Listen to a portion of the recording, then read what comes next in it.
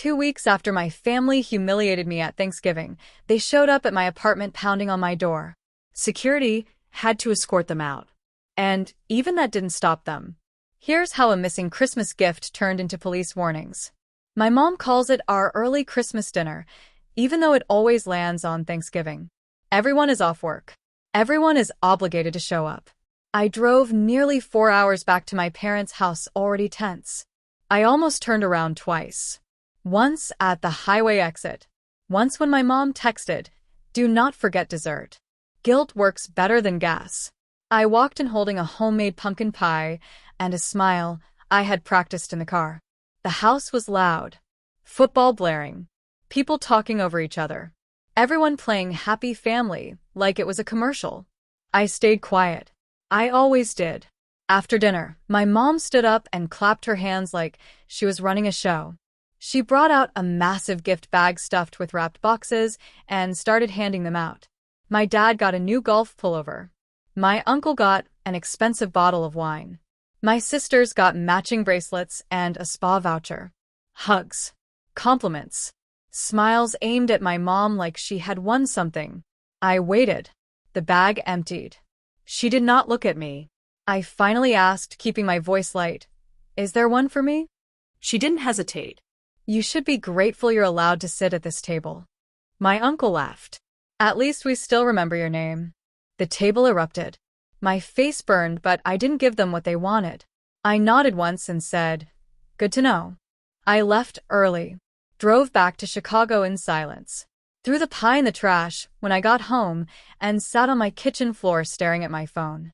That was the night I stopped protecting them. When I got back to my apartment, the quiet felt loud. I dropped my keys, slid down onto the kitchen floor, and stared at my phone. Part of me wanted to send a message to the family group chat. To explain exactly how humiliating that dinner had been. To quote my mom word for word. I already knew how that would go. They'd say it was a joke. They'd say I was sensitive. They'd tell me how lucky I was to even be included. So instead, I texted my best friend, Mia. She called immediately. I told her everything. She went quiet, then said, "Lauren, that's not love. That's disrespect." While we were still on the phone, I opened my banking app without thinking.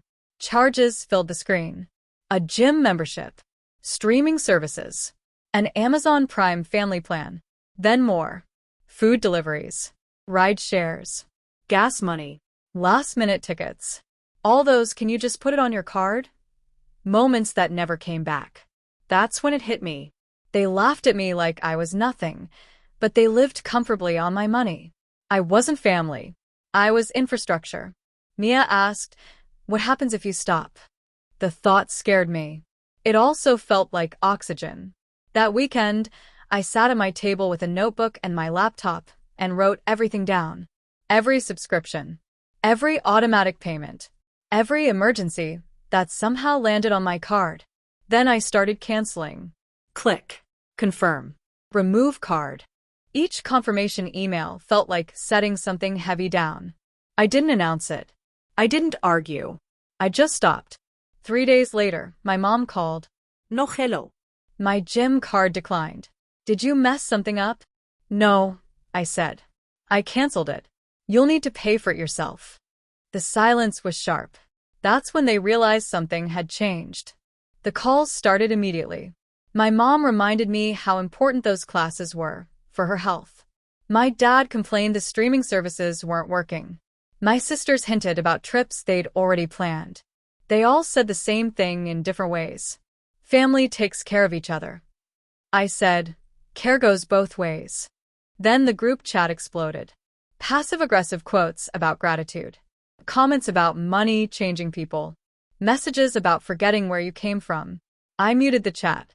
That's when they took it public. My sister posted a black screen with white text about people cutting off their own blood over money. My mom commented about being thankful for loyal children. Cousins chimed in with family over everything. They rewrote the story fast. So I opened my laptop. I pulled 5 years of bank records and filtered every charge connected to them. Gym memberships, subscriptions, vacations, emergency repairs, dinners where I was told, you make more. It's no big deal. I built a spreadsheet. Dates. Notes. Totals. The final number made me feel sick. This wasn't generosity. It was expectation. I emailed my parents and sisters. I acknowledged what they'd done for me growing up. Then I attached the spreadsheet and wrote, "Raising a child doesn't create a lifetime invoice." My hands shook when I hit send. My mom replied within minutes. She called it cruel, manipulative, accused me of putting a price on love. Then she blocked me. That night, I slept better than I had in years. 2 weeks after Thanksgiving, my phone started buzzing. I ignored it. Then the building buzzer rang. My stomach dropped. I walked to the intercom and heard my mom's voice echo up the stairwell. "Lauren, we know you're home. Buzz us in." I didn't. Minutes later, I saw them through the peephole. My parents stood outside my door holding bright red gift bags like props. My mom knocked softly. "Honey, we just want to talk." I told them to leave. Her tone snapped. The knocking got harder. My dad demanded I stop being dramatic. Then the pounding started. I warned them I'd call security. They didn't stop. After 20 minutes, security escorted them out. Management documented everything. I thought that was the end.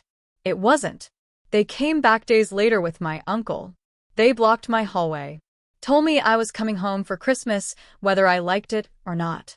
My uncle smirked. "You don't cancel blood." When he grabbed my shoulder and my mom slammed her hand into the door beside my head, something in me went cold. I called security again. This time, it went on record. A few days later, they were waiting for me in the hallway when I got home with groceries. They said they were there to fix things. When my uncle grabbed me again, my neighbor stepped out and said she was calling the police. She recorded everything. The officers arrived. I told them I lived there. I told them I'd asked my family to leave multiple times. I told them they had touched me and wouldn't stop showing up. That was enough. They were told to leave immediately. Warned about harassment. My uncle was cited. Watching someone else correct them instead of me changed something permanently. Christmas passed quietly. I spent it with my friend eating takeout and watching bad movies. It was the calmest holiday of my life. Months later, my mom emailed me. She said she missed me. She didn't apologize. I told her if we ever talked again, it would be with boundaries, respect, and zero financial dependence. I don't know what our relationship will look like. What I do know is this. I'm no longer grateful just to be allowed in the room. Boundaries didn't destroy my family. They revealed it. And walking away wasn't revenge. It was survival.